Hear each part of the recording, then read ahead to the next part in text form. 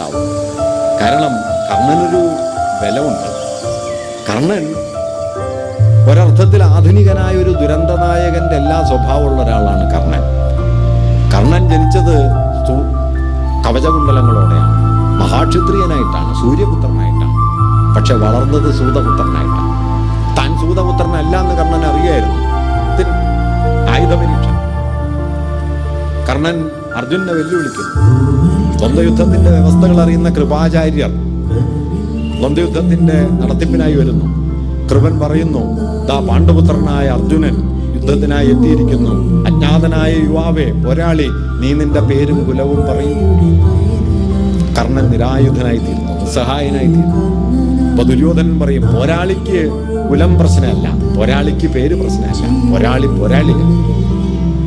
അപ്പോഴാണ് പ്രദർശനശാലയുടെ വാതുക്കൽ വടിയുന്നി വൃദ്ധനായ അതിരഥൻ പ്രത്യക്ഷപ്പെടുന്നത്. മകനെ തെരഞ്ഞു വരികയാണ്.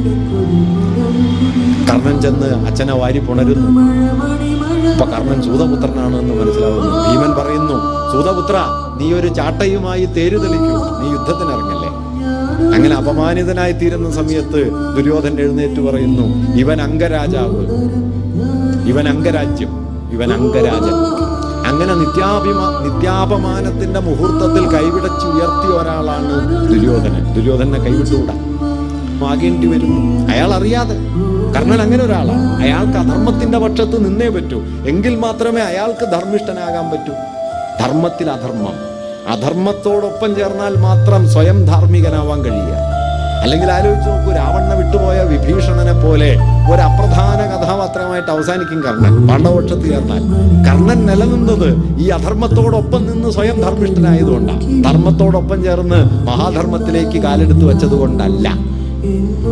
ധർമ്മമെന്ന് നാം പറയുന്ന മൂല്യത്തിലേക്ക് കർണൻ കാലെടുത്ത് വെച്ചിരുന്നെങ്കിൽ കർണൻ എന്നേ പാഴായി പോയേനെ. കർണൻ നിന്നത് അധർമ്മത്തിനൊപ്പം നിന്നിട്ടാണ്. ഇങ്ങനെ ധർമ്മത്തിലുള്ള അധർമ്മത്തിന്റെ ഒരു പ്രതിനിധിയായിട്ട്, അതുകൊണ്ട് നിത്യമായ ആത്മനിന്ദയ്ക്കകത്ത് ധർമാധർമ്മങ്ങളുടെ സന്നിഗ്ധസ്ഥാനമായി സ്വയം നിലക്കൊണ്ട ആളായിരുന്നു കർണൻ. ഒരിക്കലും കൈവിട്ടില്ല. കൈവിടാത്തൊരുവനാണല്ലോ കർണൻ എന്ന് ദ്രൗപദി ഓർത്തിട്ടുണ്ടാവും. അതുകൊണ്ട് കർണനെ ദ്രൗപദിയും ഒരു ഘട്ടത്തിൽ ചിലപ്പോൾ മോഹിച്ചു.